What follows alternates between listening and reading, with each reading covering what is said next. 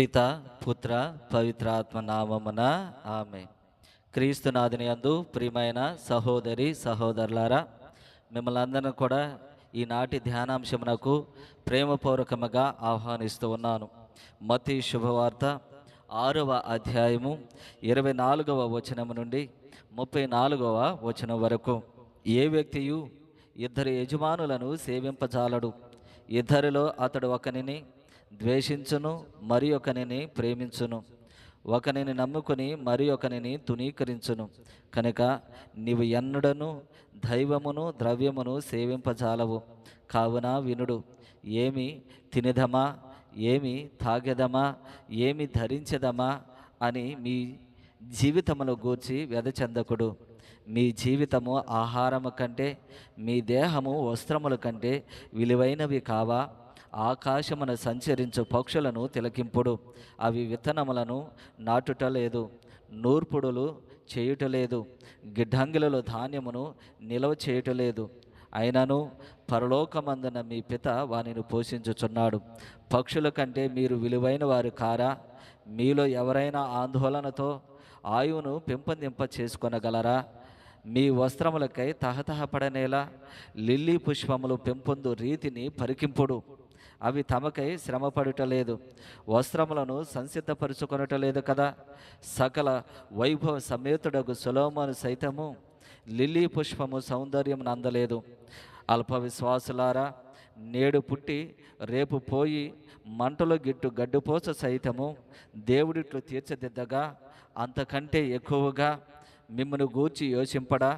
కావున ఏమి తినేదమా, ఏమి తాగెదమా, ఏమి ధరించెదమా అని మీరు కలత చెందకుడు. వీని అన్నిటినీ అన్యులు కాంక్షింతురు. ఏలైనా పరలోకమందలి మీ తండ్రి ఈ మీ అవసరములనెల్లా గుర్తించును. మొదట ఆయన రాజ్యమును నీతిని వెదకుడు, అప్పుడు అవన్నీ మీకు అనుగ్రహింపబడును. రేపటిని గూర్చి మీరు విచారింపవలదు. రేపటికి విచారములు కలవు. ఏనాటి కష్టములు ఆనాటికి చాలును. ఇది క్రీస్తుని సువిశేషము. క్రీస్తువా మీకు స్తుతి కలుగునగాక. క్రీస్తునాథుని యందు ప్రియమైన సహోదరి సహోదరులారా, సాధారణంగా మానవుడు పరిస్థితులను చూసి భయపడుతూ ఉంటాడు. తనకున్నటువంటి సమస్యలను చూసి భయపడుతూ ఉంటాడు. మనుషులను చూసి భయపడుతూ ఉంటాడు. రేపటిని గూర్చి భయపడుతూ ఉంటాడు. కావున క్రీస్తు ప్రభువు ఈనాటి సువిశేష పఠనము ద్వారా నీవు దేనికి కూడా భయపడవలసినటువంటి అవసరం లేదు, దిగులు చెందవలసినటువంటి అవసరం లేదు, ఆందోళన చెందవలసినటువంటి అవసరం లేదు అని మనకి తెలియపరుస్తూ ఉన్నాడు. ఇదిగో, ఈ లోక సృష్టిని సృజించినటువంటి రీతిని చూడు. ఈ లోకములో సమస్తమును దేవుడు ఏ రీతిగా పోషిస్తూ ఉన్నాడో ఆ విధానాన్ని చూడు, నీకు తెలుస్తూ ఉంది. కాబట్టి ఈ సృష్టి కంటే మానవుడు శ్రేష్టమైనటువంటి వాడు. మానవుని యొక్క బాగోగులను, స్థితిగతులను, సమస్యలను, ఆందోళన అన్నిటిని కూడా దేవుడు తీర్చగలడు అని ఈనాటి సువిశేష పఠనం ద్వారా దేవుడు మనకి తెలియపరుస్తూ ఉన్నాడు.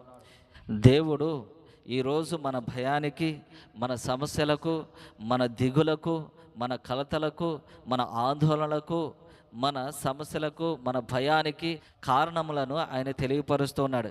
ఏంటిది అంటే, మొదటిది సంపూర్ణమైనటువంటి నమ్మకము దేవుని మీద మనం ఉంచలేకపోవడము. రెండవది సంపూర్ణమైనటువంటి విశ్వాసము మనకు లేకపోవడం వల్లనే మనకి ఇవి అన్నీ కూడా సంభవిస్తూ ఉన్నాయి.